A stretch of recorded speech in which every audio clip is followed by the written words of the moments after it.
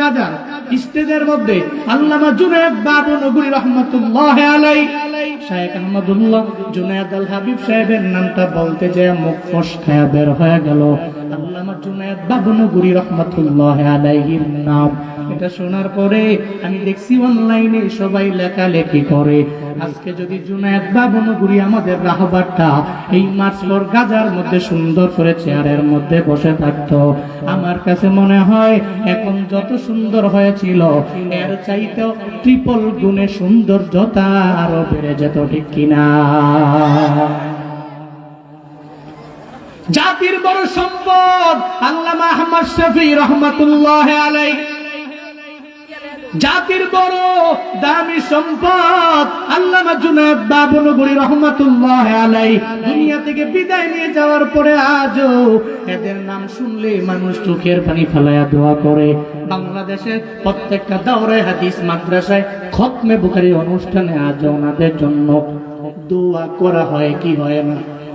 হয়নি? কেন দামি? নবীর আদর্শের মালা গলায় লাগানোর কারণে দামি। ব্রাহ্মণবাড়িয়া আখাউড়ার একটা যুবক, উনিও যদি আজকে থেকে নবীর আদর্শের মালা গলায় লাগাইয়া যদি এলাকার মধ্যে চলাফেরা করে, ওই বান্দা দুনিয়া থেকে বিদায় নিয়ে যাওয়ার পরে দেখবেন উলামায়ে কেরাম তার জন্য হাত তুলে রবের দরবারে দোয়া করে। কেন রে? নবীর সুন্নতের উপরে আমলের মাত্রাটা কন্টিনিউ বাড়ায়া দিল।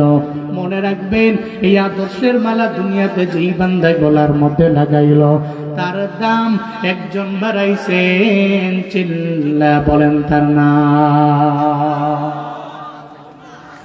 চলার পথে মিশন হবে কোরআন, 2 নম্বরে সুন্নাহ।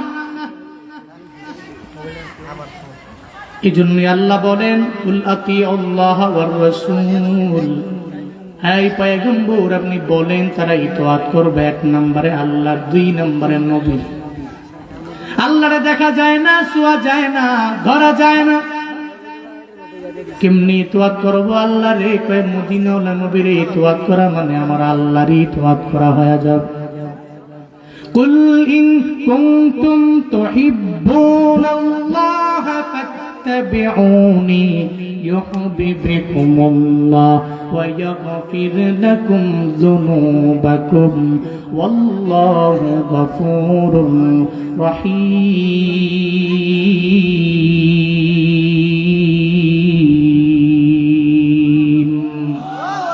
আরো জোরে চিল্লে আল্লাহু আকবার, আরো জোরে চিল্লে রবকে বড় করেন, পড়েন আল্লাহু আকবার। গুনাহ হইছে তাহলে বলতে অসুবিধা কই? লিল্লাহে তাকবীর, আরো জোরে লিল্লাহে তাকবীর, লিল্লাহে তাকবীর।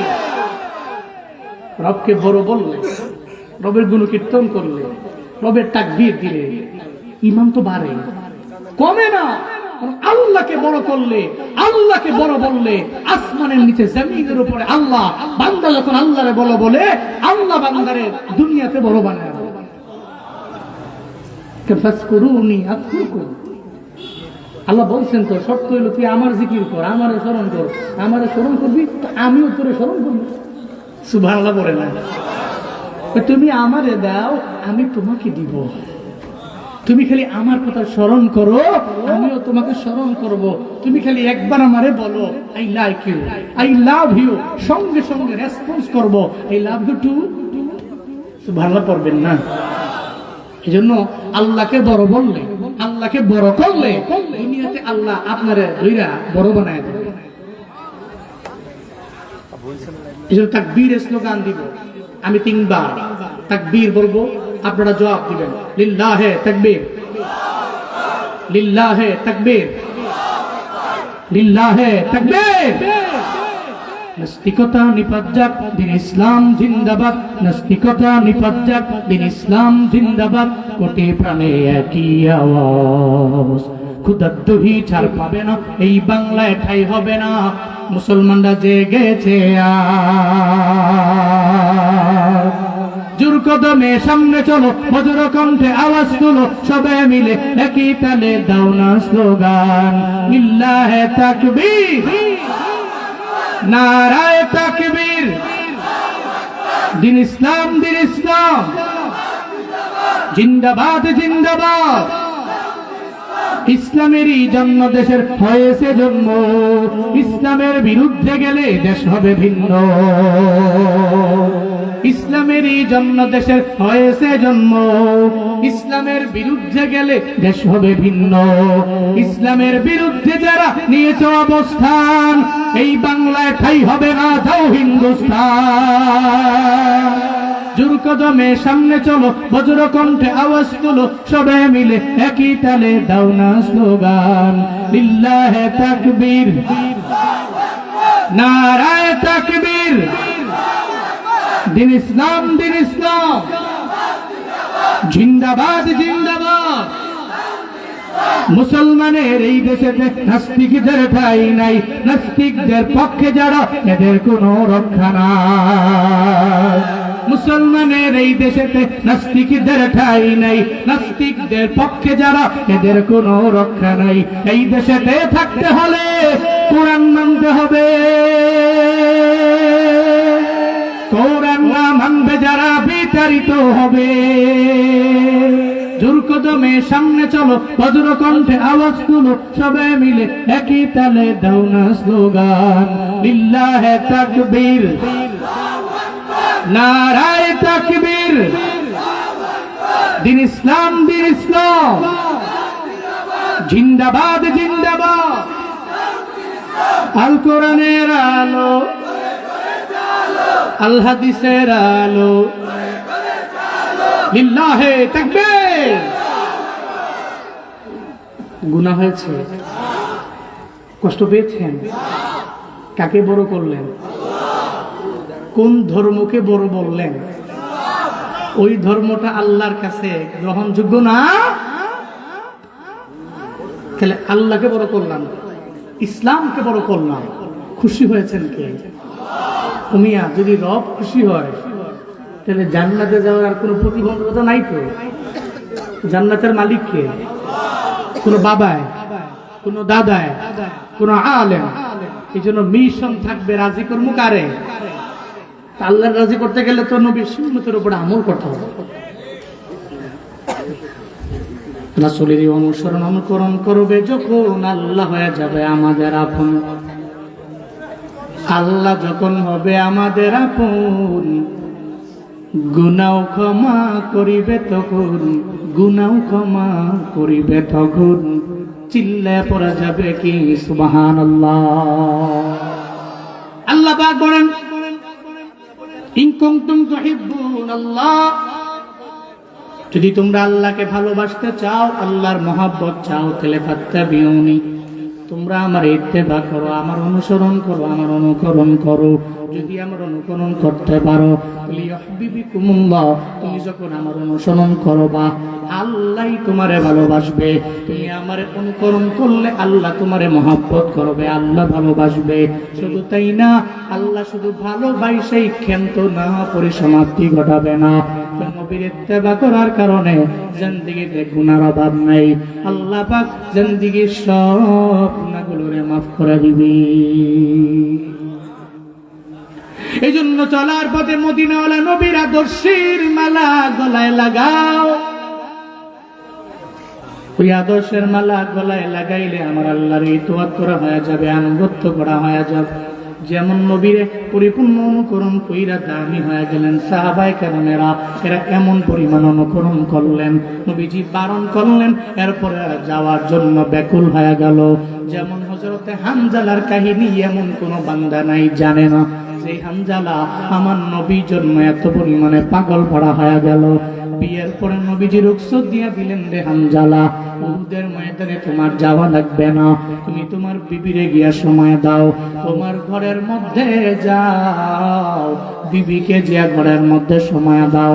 হযরতে হামজালা মদিনাওয়ালা নবীর পক্ষ থেকে রুখসত পেয়ে যখন ঘরের মধ্যে চলে গেলেন, একটা পর্যায়ে গভীর রাত যখন হয়ে গেল, হযরতে হামজালা বিবির সাথে কার্যক্রম শেষ করে যখন যাবে ফরজ গোসলের জন্য রওনা, হঠাৎ করে শুনতে পায় কে যেন মদিনার অলিতে গলিতে বিভিন্ন জায়গায় ঘুরে বেড়ায়, নবীর ব্যাপারে বলে, কুতিলা মুহাম্মদ, মদিনাওয়ালা নবী নাই, ওনারে দুনিয়া থেকে বিদায় করে দেওয়া হলো।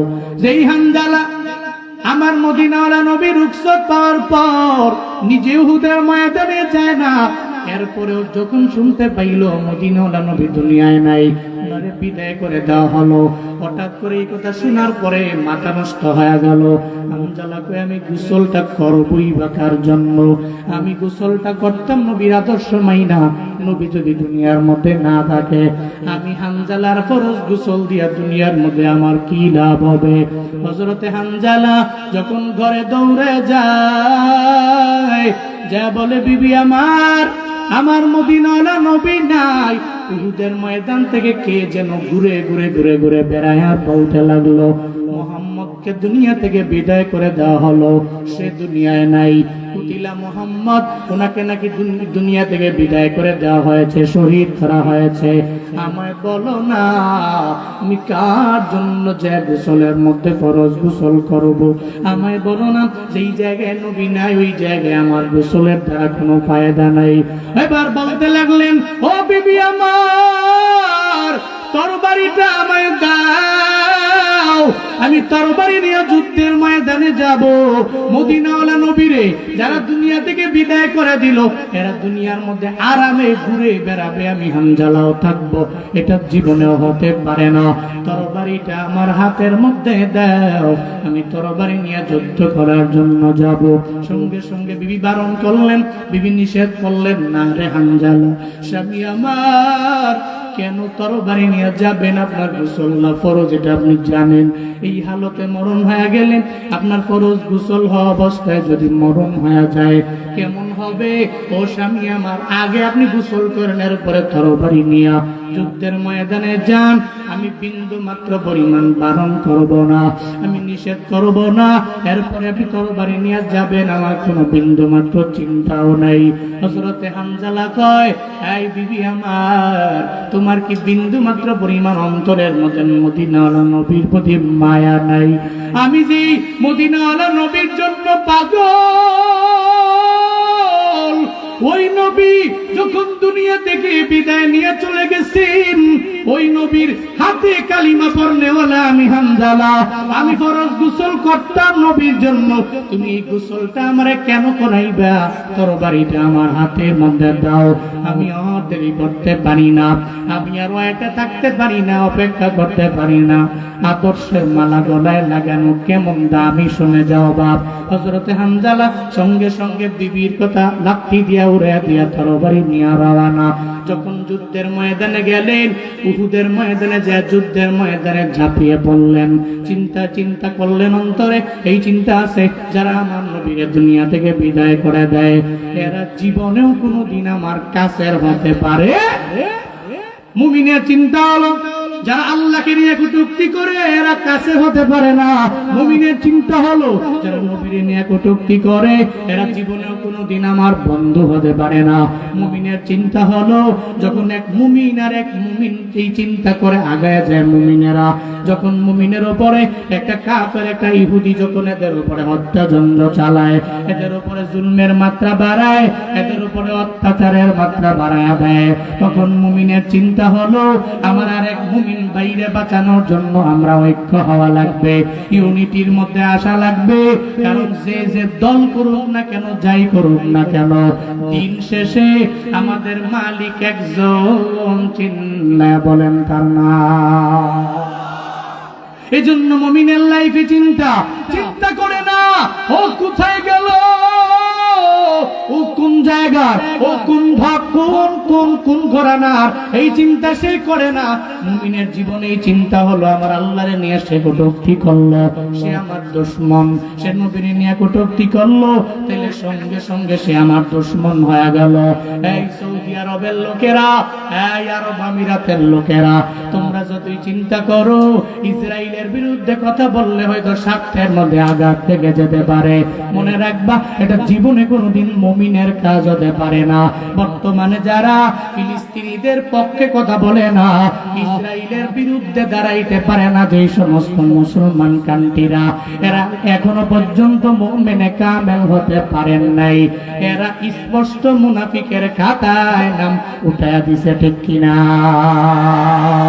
মুমিন হইলে চিন্তা করতে পারতো, আমার আর এক মুমিন ভাই যদি বিপদে থাকে আমি এর পাশে গিয়া দাঁড়ায় যাব। আমার মুমিন ভাইয়ের পাশে আমি দাঁড়াবো, জীবনে কোনোদিন ইসরায়েলের পাশে আমি দাঁড়াবো না। তখন তার পরিচয়টা যখন এক হয়ে যায়, তখন সে চিন্তা নিয়ে ময়দানে নেমে যায়। হযরত হামজালার চিন্তা হলো, এখন ডানে বামে সামনে পেছনে যেই সমস্ত কাফেররা, এরা বিন্দু মাত্র পরিমাণ আমার বন্ধু হতে পারে না, কখনোই হতে পারে না। মদিনার নবীর এরা বিদায় করে দিল, জোশের সাথে তরবারি নিয়ে যুদ্ধের মাত্রাটা বাড়ায় দেয়। একটা পর্যায়ে হযরত হামজালা যুদ্ধ করতে করতে করতে যখন দুনিয়া থেকে বিদায় নিয়ে চলে গেল, ইন্না লিল্লাহি ওয়া ইন্না ইলাইহি রাজিউন ওয়া লা তাকুলু লিমান ইউকতালু ফি সাবিলিল্লাহি আমওয়াত বাল আহইয়া। সঙ্গে সঙ্গে দুনিয়া থেকে বিদায় নিয়ে চলে গেল, যদিও মৃত না, এরা জীবিত। ঘোষণা আমার না, চিল্লায়া বলেন ঘোষণা কার? হযরত হামজালা বিদায় নিল। উহুদের ময়দানে যুদ্ধ যখন শেষ হয়ে গেল, মদিনাওয়ালা নবী বলেন, সাহাবায়ে কেরামেরা দেখো উহুদের ময়দানে কারা কারা দুনিয়া থেকে বিদায় নিল। আমার কোন কোন সাহাবায়ে কেরামেরা এরা দুনিয়া থেকে বিদায় নিয়ে চলে গেল, এদের সমস্ত লাশগুলো একসাথে করে দাও, এদেরকে একসাথে কইরা বিনা গোসলে এদের দাফন করে দাও। কারণ শুহাদাদের গোসল লাগে না, এদেরকে গোসল করাইও না। কেন গোসল করাইবা না? হাসরের ময়দানে এরা আল্লাহর দরবারে দাঁড়াবে। যখন হাসরের ময়দান কায়েম হবে, এরা সব আমার আল্লাহর দরবারে ছুটে যাবে। কারো ডান হাত নাই, কারো ডান পা নাই, কারো বাম হাত নাই, কারো বাম পা নাই। কেউ এমন হবে চোখও নাই, দুইটা কানও নাই। কেউ এমন হবে দেহ থেকে গর্দানটা আলাদা হয়ে রইল। এমন হালাতে যখন আল্লাহর দরবারে গিয়ে এরা দাঁড়ায় যাবে, আল্লাহ পাক বলবেন, তোমরা কারা? কি তোমাদের পরিচয় আমি আল্লাহরে জানায়া দাও। আল্লাহকে সুবহানাহু বলবি, ও মালিক, দুনিয়াতে আমরা এমন দলের লোক ছিলাম, যেই দলের লোকেরা আপনার ধর্ম দুনিয়াতে বাস্তবায়ন করার জন্য, আপনার নবীর সুন্নাত দুনিয়াতে কায়েম করার জন্য, আপনার নবীর আদর্শের মালা গলার মধ্যে লাগানোর কারণে এরা দুনিয়া থেকে বিদায় নিয়ে চলে গেল। এদের মধ্যকার হলাম আমরা। আজকে আমাদের কারো হাত নাই, কারো পা নাই, গোসল বিন্দু মাত্র পরিমাণ দেওয়া হয় নাই। একটা রক্ত মাখা বডি নিয়ে আপনার দরওয়াজায় হাজির। আল্লাহ ওদিন দেখবে আর সুহাদাদেরকে জানায়া দিবে, ও সুহাদারা, আমি আল্লাহর জন্য, তুমি ধর্মের জন্য নবীর আদর্শের মালা গলায় লাগায়া দুনিয়া থেকে যে বিদায় নিয়ে চলে গেছো, তুমি তো মৃত না, তুমি জীবিত, এটা আমি আল্লাহ জানায়া দিলাম। কবরের মধ্যে আমি আল্লাহ তোমার রিজিক প্রাপ্ত বানাইলাম। এই আজকে এই আমার ময়দানে, আসরের ময়দানে, তখন তুমি যখন আমার দরবারে হাজির হয়ে গেলা, এখন দুনিয়াবি লাইনের বিন্দু মাত্র পরিমাণ হিসাব আমি তোমার থেকে নিব না। এই সুহাদা, আমি আল্লাহ হিসাব নিব না। জান্নাতের 8টা দরওয়াজা ওপেন আছে রে, যেই দরওয়াজা দিয়ে মন চায় ওই দরওয়াজা দিয়েই জান্নাতে ঢুকে যা।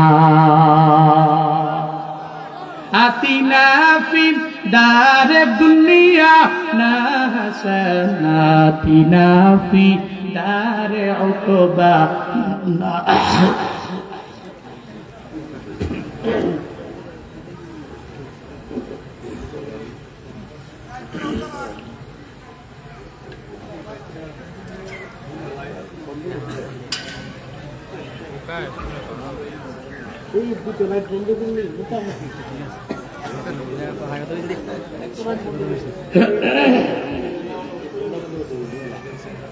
যেমন কথা আমি জানি তো, দেখতে বলা ছোট, 64 জেলায় প্রোগ্রামকে উপলক্ষ করে ঘুরছি 3 বার। আপনাদের দোয়ায় অহংকার না, 64 জেলা। বাংলাদেশের কোন প্রান্তে কি আছে গেলে আমার জিজ্ঞাসা ফোন দিয়ে আমি কয়ে দেবো, বুঝেন নাই? আমি জানি তো, বহু মঞ্চে উঠেছি তো, বহু মঞ্চে কথা বলেছি তো, তারপরে আইডিয়া আছে। আমি আসার পরে যখন দেখছি পোকা, আমি দেখার পরে মাথা নষ্ট হয়ে গেছে। তখন বড়রা হইলে ধমক দিয়া উল্টা পাল্টা করে, আমরা ছোট মানুষ তো কিছু বলতেও পারি, বসে গেছি আল্লাহ না নাই যা হইব হইব না, বুঝেন নাই? আমি জানি তো এমন হবে, পোকা ঢুকবে অলরেডি, কিন্তু আমি পেটে দিয়ে দিছি, বুঝেন নাই? কারণ এটা ভার কর্ম করতে নেই, জাগা সময় মতো বেরিয়ে যায় বলে। জোরে কোন মারহাবা, জোরে কোন আমেন। শহীদেরা ওনাদেরকে, সুহাদাদেরকে গোসল দেওয়া হয় না, গোসল ছাড়াই দাফন করা হয়। কেন? আল্লাহ হাসরের ময়দানে দেখবে, দেখতে দেরি আল্লাহ করবে তুমি শহীদ, তুমি রিজয় মাওলা, লিরিজয় মাওলা, আল্লাহর সন্তুষ্টির লক্ষ্যে, ইসলামকে কায়েম করার লক্ষ্যে দুনিয়াতে জীবন দিয়েছো, যাও জান্নাতের 8টা দরওয়াজা তোমার জন্য ওপেন আছে, যেই দরওয়াজা দিয়ে মন চায় বেলা হিসাব তুমি জান্নাতে ঢুকে যাও। পড়েন না সুবহানাল্লাহ। নবীজি বললেন উহুদের ময়দানে সমস্ত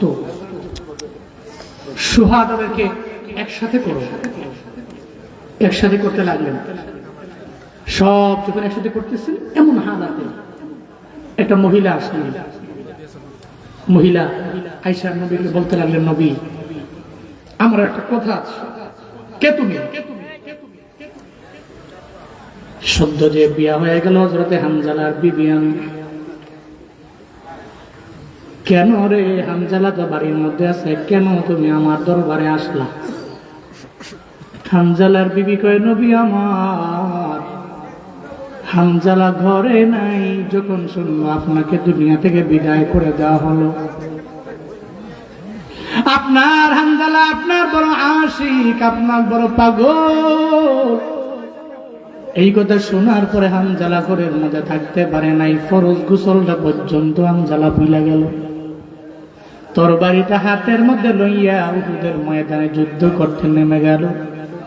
এখন হানজালা ঘরেও ফিরে নেই, এর মানে হানজালা দুনিয়া থেকে বিদায় নিয়ে শুহাদাদের খাতায় তার নামটা উঠে গেছে। মদিনাওয়ালা নবী বললেন, কি বলবা আমায় বলো। হানজালার বিবি বলো না। হানজালার বিবি সঙ্গে সঙ্গে জানায় দেন, নবী আমার ফরজ গোসল ছিল, তার গোসলটা পর্যন্ত সে ভুইলা গেল।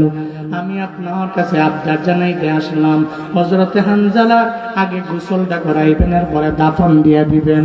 কারণ সেটা তো ফরজ গোসল হয়েছিল, আগে গোসল করাবেন, এরপরে দাফন করবেন। সঙ্গে সঙ্গে নবী জানাইয়া দিলেন, সাহাবায়ে কেরামেরা উহুদের ময়দানটা পুরো তন্ন তন্ন করে খুঁজো, হযরতে হানজালার লাশটাকে বের করে দাও, যেখানে আছে আগে ফরজ গোসল করে দাও, এরপরে তাকে দাফন দিয়ে দাও। মদিনাওয়ালা নবী বললেন, সাহাবায়ে কেরাম তন্ন তন্ন করে খুঁজতে লাগলেন উহুদের কিনারায় কিনারায়।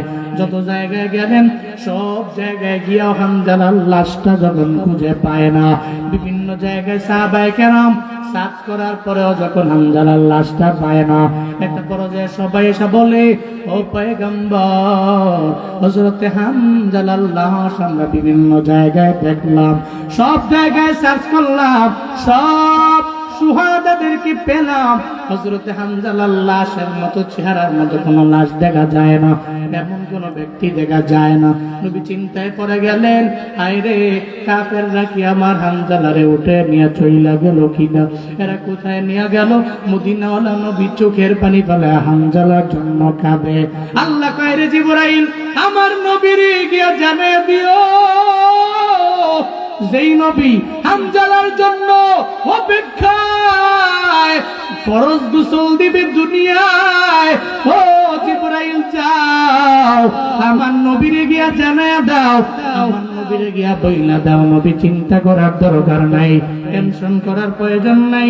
যেই হানজালা ফরজ গোসলের পক্ষতা পর্যন্ত দুনিয়ার জমিনে বইলা গেল, একমাত্র নবীর ভালোবাসায়, একমাত্র নবীর প্রেমে ফরজ গোসলের কথা বইলা গেল। আমার নবীরে গিয়া জানা দাও, চিন্তা করা লাগবে না। যেই হানজালা আমার আল্লাহর জন্য, নবীর জন্য জীবন দিয়া দিল, তার গোসলটা যদিও ফরজ গোসল, তবে দুনিয়ার পানি দিয়ে আমার আল্লাহ দেয় নাই। নবীরে গিয়া জানা দাও, হানজালার গোসলটা হাউজে কাউসারের পানি দিয়া আসমানে আল্লাহ ফেরেশতাদের মাধ্যমে করে দিয়েছে। কান্দিয়া বে কুলরি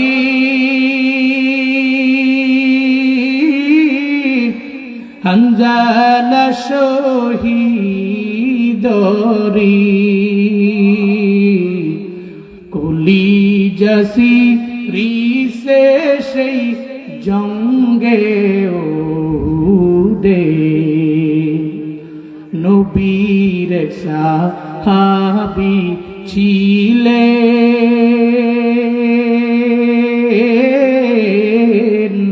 হানজালা নামেতে, যিনি শহীদ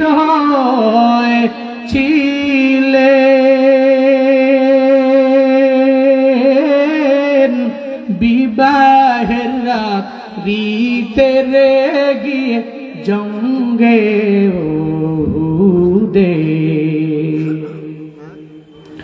যুদ্ধে গেলে শহীদ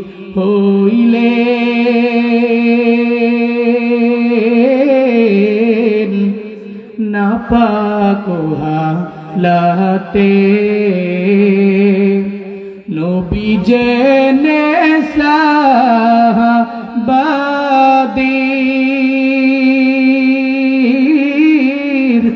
গোসল দিতে বলে রে সেই জঙ্গে উহুদে। অমনি গাইবি আওয়াজ নবীজি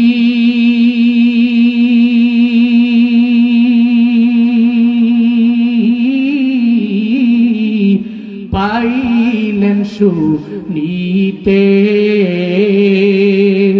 হানজালার গোসল হয়েছে, ফেরেশতাদের হাতে রে জান্নাতের পানিতে। কান্দিয়া বে কুলরে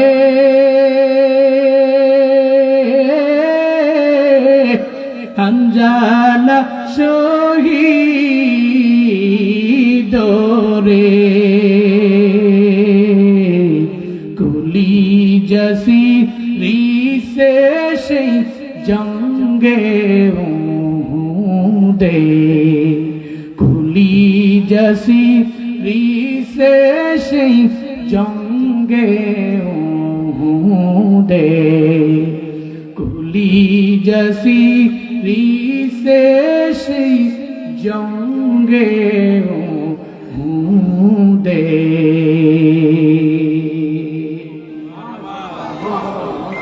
হানজালা রবের দরবারে দামি কেন কই আদর্শের মালা গলার মধ্যে লাগাইল।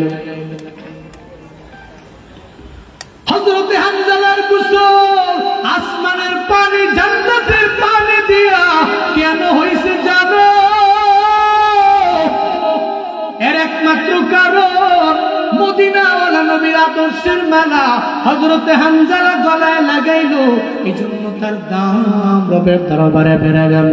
আখাউড়ার যুবকেরাও যদি আজকে দেখে নিয়ত করে নেও রে বাবা, এই শ্রমিকেরাও যদি নিয়ত করে নেয়, চলার পথে আমি নবীর সুন্নতের উপরে আমল করবো, আমি 5 ওয়াক্ত নামাজ পড়বো, দাড়ির মধ্যে আঘাত দিব না, খুর লাগাবো না, ক্লিন শেভ করব না, নেসপেশাক পরে আমি চলাফেরা করব।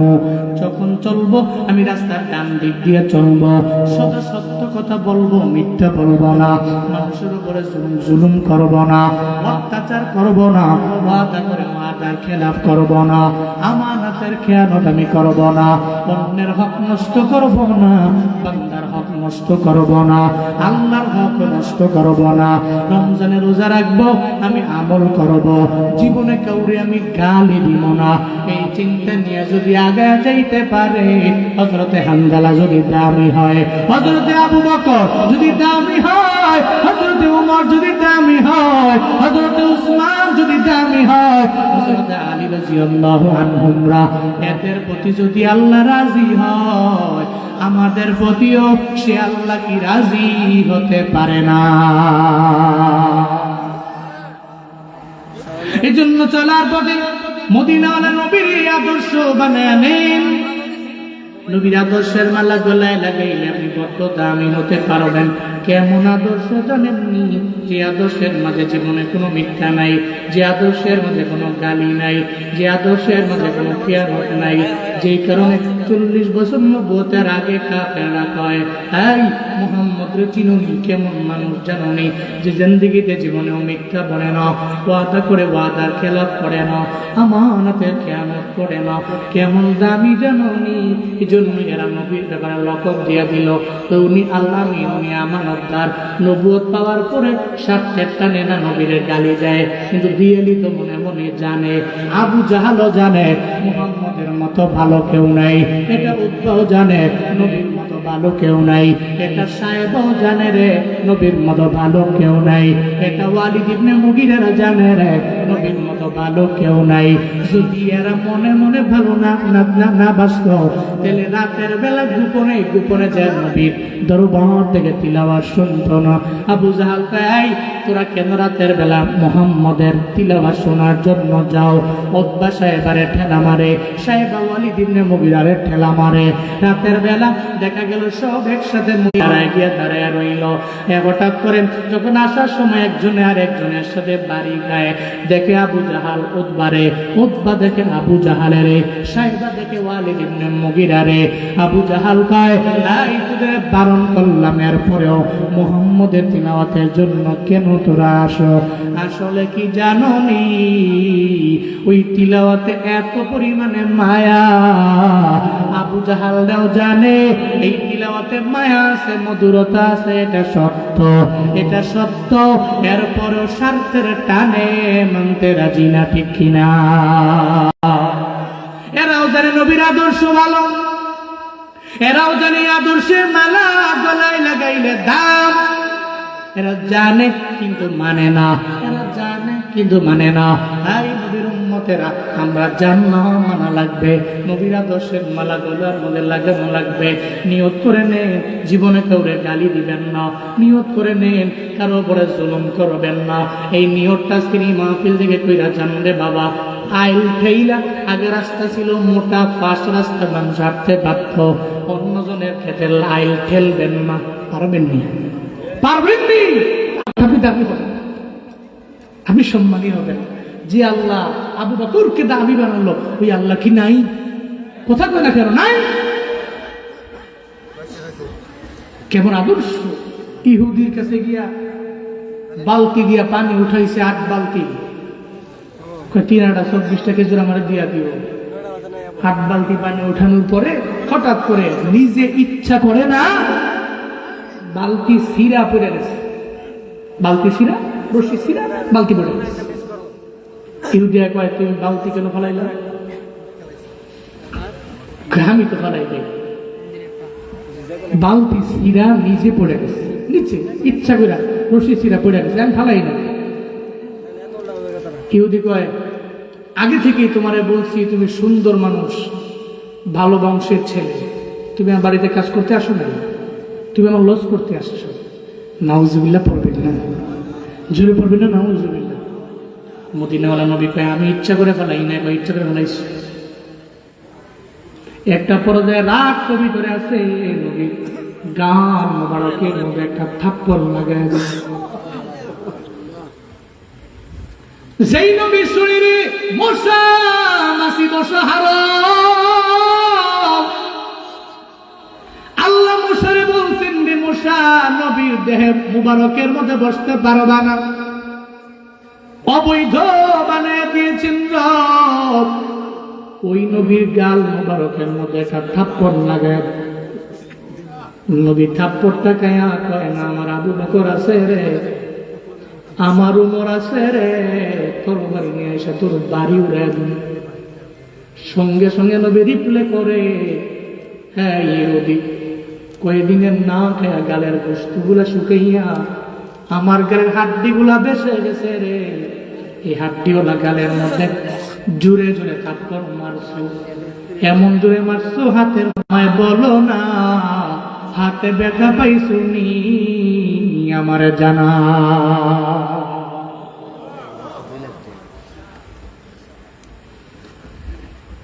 কি ওই মদিনার নবীর আদর্শ আখাউড়ার মানুষেরা শুনে যাও। এত সুন্দর ওই নবীর আদর্শ, ওই আদর্শের মালা যদি গলায় লাগানো যায় তুমি দামে হবো। টিপ ফর ট্যাপ দুনিয়ার মানুষেরা শিক্ষা দেয়, চিন্তা দিলে কামটা দেওয়া লাগে দুনিয়ার মানুষের শিক্ষা। মদিনাওয়ালা নবীর শিক্ষা হলো টিপ ফর ট্যাপ না, বরং আহসিন মিলামান আসাইলে, তোমার সাথে যে খারাপ আচরণ করে তুমি তার সাথে ভালো আচরণ করো। এমনও তো হতে পারে রে সে তোমার আচরণ দেখা তোমার দলেও সে চলে আসতে পারে, ঠিক কিনা?